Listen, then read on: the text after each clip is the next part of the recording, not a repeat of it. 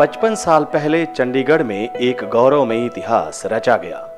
7 जुलाई 1963 को भारत के पहले प्रधानमंत्री पंडित जवाहरलाल नेहरू और पंजाब के तत्कालीन मुख्यमंत्री प्रताप सिंह कैरों ने नए भारत के निर्माण में पीजीआई की नींव रखी और यह पीजीआई आज मेडिकल साइंसेज द्वारा मानवता की सेवा में लगातार अग्रसर है।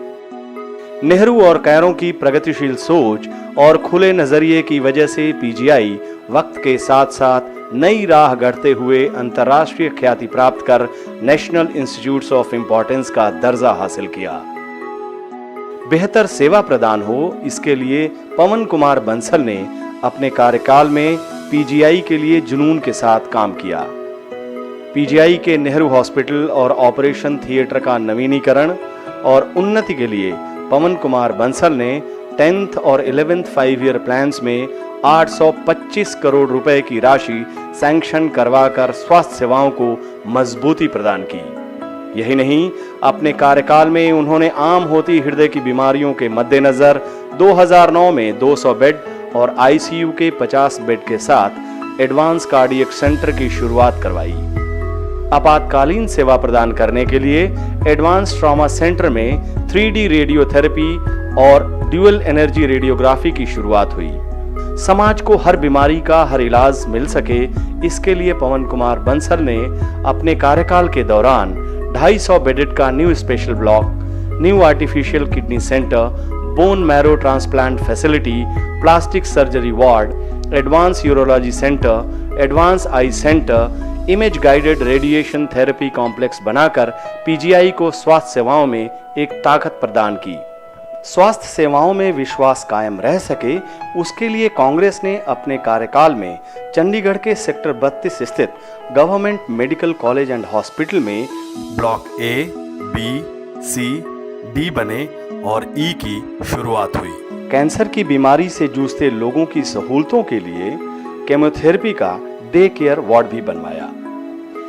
बीमारी से लोगों को निजात दिलाने के लिए पवन बंसल ने सेक्टर 16 के हॉस्पिटल में 5 मंजिला एयर कंडीशन ओपीडी ब्लॉक बनवाया।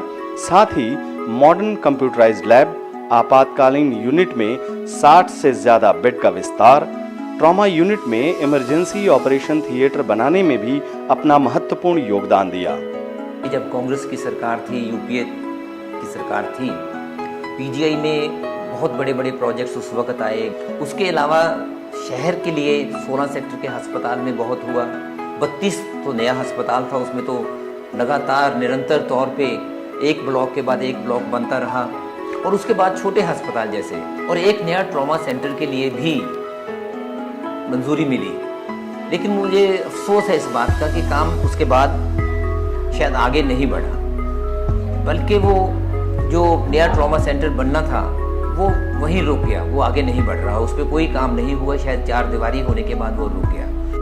मरीजों का वक्त जाया ना हो, इसके लिए चंडीगढ़ के सेक्टर 45 में पवन बंसल ने 50 बेड का अस्पताल और मनी माजरा में 50 बेड का air condition emergency come mother and child block भी बनवाया।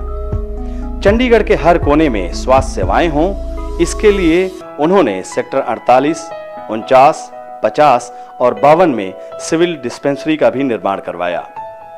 पीछे भी 1-2 डिस्पेंसरीज का अलग अलग जगह पे उद्घाटन मुझे मालूम हुआ है, लेकिन वो भी सामने आया कि उद्घाटन के लिए वहाँ सामान लाया गया, उसके बाद उद्घाटन के बाद वहाँ कुछ नहीं रहा और उसके बाद वो चालू भी नहीं है। गांव में जो सुविधाएं मिलनी चाहिए थी उसके साथ साथ वो नहीं मिल रही, और आज इसके बावजूद जो ऊपर से केंद्र से दावे बड़े बड़े हुए हैं, जो एलोकेशन है स्वास्थ्य पे केंद्र की तरफ से वो भी कम होता जा रहा है। प्रथम प्रधानमंत्री पंडित नेहरू ने पीजीआई के उद्घाटन समारोह में कहा था कि these institutions are temples of higher learning and places of pilgrimage. इसको ध्यान में रखते हुए पवन कुमार बंसल ने चंडीगढ़ में स्वास्थ्य सेवाओं को अपने कार्यकाल में सबसे ज्यादा तरजीह दी।